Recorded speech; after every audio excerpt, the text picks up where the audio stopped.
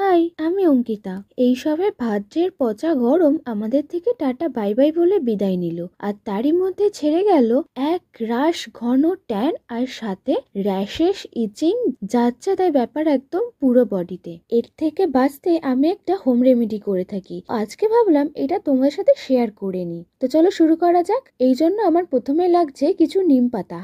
আমি কিন্তু নিম পাতাগুলোকে রোদে হালকা করে শুকিয়ে নিয়েছিলাম। আর দ্বিতীয়ত লাগছে আমার একটি গ্লিসারিন সাবান। তোমরা যে কোনো একটা গ্লিসারিন সাবান বলো, মিল্ক সোপ বলো, যে কোনো সাবান তোমরা নিয়ে নিতে পারো, কিন্তু সাবানটা যাতে একটু ভালো হয় সেই চেষ্টাই করো। বা তোমরা অনলাইন থেকে কেনা কোনো সোপ বারও নিয়ে নিতে পারো। কিন্তু সব থেকে যেটা জরুরি বিষয় সেটা হলো আমাদের কিন্তু আরেকটা জিনিসও লাগছে, সেটা হলো মোল্ড। তোমাদের কাছে যদি সিলিকন মোল্ড না থাকে তাহলে তোমরা আমার মতন জুগাড়ু পদ্ধতি ব্যবহার করে নিতে পারো। এরকম দুটো ফয়েল পেপারকে নেবে, আর যে কোনো রকমের কোনো কৌটো হোক, গ্লাস হোক, বোতল হোক, তোমাদের যেরকম শেপের ইচ্ছে সেরকম শেপের যে কোনো একটা জিনিস নিয়ে এইরকম ভাবে তার মধ্যে র্যাপ করে দেবে। র্যাপ করে দিয়ে একটুখানি চেপে দিতেই দেখবে তোমাদের মোল একদম রেডি হয়ে যাবে। এরপর আমি নিম পাতাগুলোকে মিক্সার গ্রাইন্ডারে হালকা করে একটু গুঁড়িয়ে নেব। তোমরা একদম মিহি করেও গুঁড়ো করে নিতে পারো, কিন্তু আমার এটাই বেশি পছন্দ হয়। এরপর আমার যেহেতু পুরো সাবানটা লাগছে না, তাই জন্য আমি অর্ধেক সাবানটা নিয়ে এটাকে গলিয়ে নেব। ফার্স্টে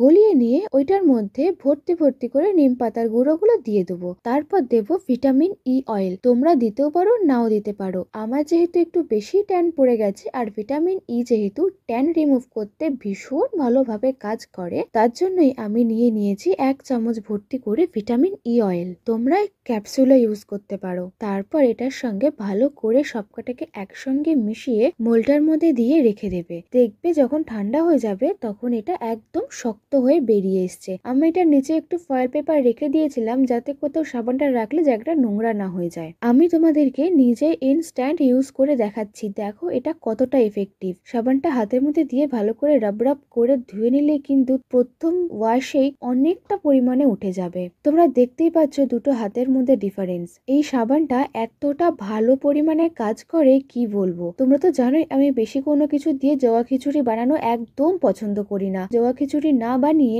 একদম সিম্পল ভাবে ঘরোয়া পদ্ধতিতে একটা ডিটেন সোপ তৈরি করে ফেললাম, যেটা ডিটেনেরও কাজ করবে, অ্যান্টি ইচিং এরও কাজ করবে, এমনকি অ্যান্টি র্যাশেরও কাজ করবে। তোমাদের যাদের যাদের এরকম ট্যান পড়ে গেছে তারা বাজারের চলতি হার্মফুল কোনো রকম কোনো বডি ওয়াশ বা কোনো রকম কিছু ব্যবহার না করে এই ঘরোয়া পদ্ধতিতে সাবানটাকে ব্যবহার করে একবার অবশ্যই দেখতে পারো। যেমন কম খরচ তেরকম ভালো উপায়। ওই যে কথাই বলে না, দামে কম মানে ভালো, ঠিক সেই রকমই একটা জিনিস। তাহলে আজকের মতন এটুকুই। দেখা হচ্ছে পরের ভিডিওতে। বাই।